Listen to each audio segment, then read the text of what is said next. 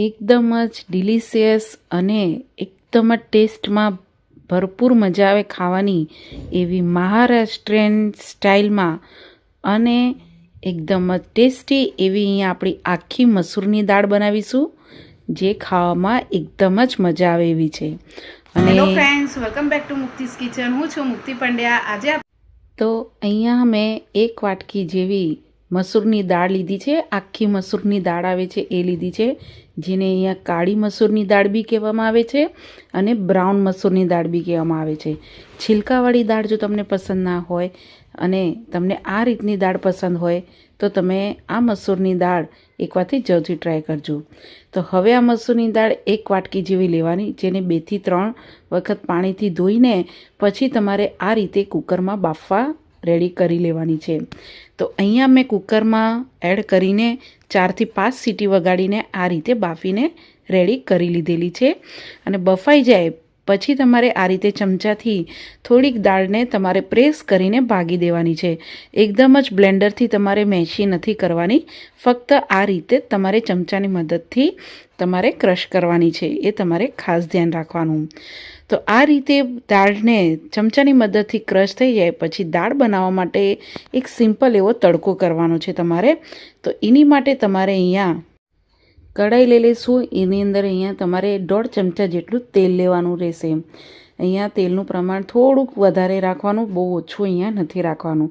તેલ ગરમ થાય એટલે એની અંદર 1/2 ચમચી જેવું જીરું એડ કરીશું. જીરું તતડી જાય પછી એની અંદર તમારે ઝીણા સમારેલા 1 મીડિયમ ઇંચનો કાંદો લેવાનો, 1 નાનું ટમેટું લેવાનું, આદું, મરચાં અને લસણના ટુકડા લેવાના, કડી પત્તા લેવાના. એને બધાને તમારે આ રીતે નાના નાના ટુકડા કરીને એડ કરી દેવાના છે. આ રીતે બધું એકસાથે તમારે એડ કરી દેવાનું.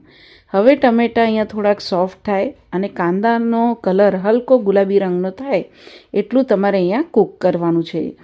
તો આ રીતે હલાવતા જશું અને કાંદા અને ટમેટાં સરસ એવા સોફ્ટ થઈ જશે એટલું તમારે અહીંયા આને કૂક કરવાનું રહેશે.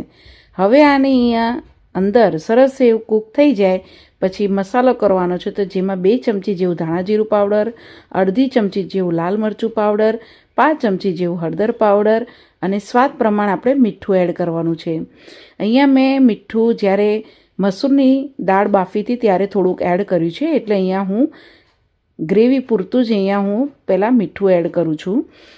હવે અહીંયા આપણે બધા જ મસાલા બળી ન જાય એ રીતે તેલ છૂટું પડે એટલું મસાલાને કૂક કરવાનું છે. તો આ રીતે મસાલા સરસ એવા કૂક થઈ જાય પછી જે દાળ આપણે બાફીને રાખી છે એ તમારે બધી જ એડ કરી દેવાની છે આ રીતે. હવે દાળ એડ કર્યા પછી ગેસની ફ્લેમ તમારે લો ટુ મીડિયમ રાખીને આ દાળને સતત હલાવતું જ રહેવાનું છે. અને અહીંયા દાળ આ રીતે મસાલા સાથે બધું મિક્સ થઈ જાય પછી આની અંદર તમારે એડ કરવાનું છે પાણી. તો અહીંયા તમને દાળ કેટલી જાડી કે પતલી રાખવી છે એ પ્રમાણે તમારે પાણી એડ કરવાનું. હું અહીંયા 1.5 થી 2 ગ્લાસ જેટલું પાણી એડ કરું છું અને પાણી અહીંયા તમારે ગરમ પાણી એડ કરવાનું રહેશે.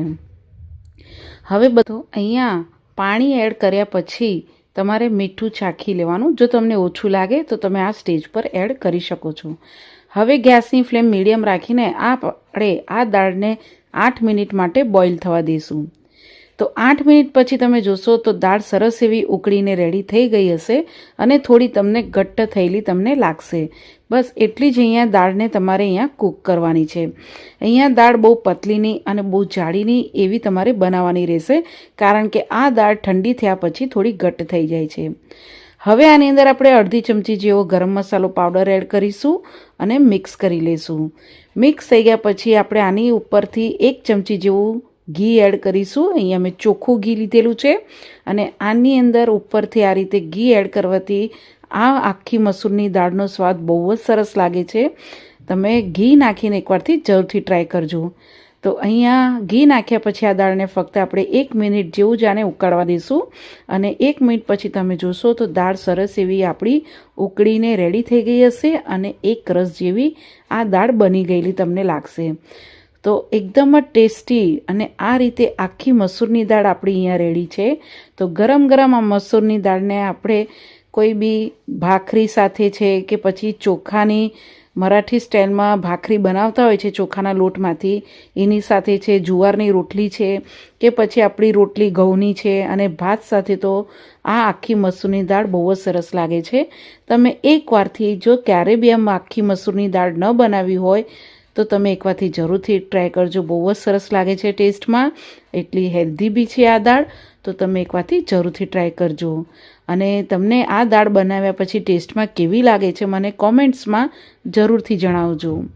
અને તમને જો મારી રેસીપી ગમે તો મારી ચેનલને સબસ્ક્રાઈબ કરજો, બેલ આઇકન પર ક્લિક કરજો, લાઈક કરજો, શેર કરજો અને લાઈક જરૂર કરીને કોમેન્ટ્સ કરજો.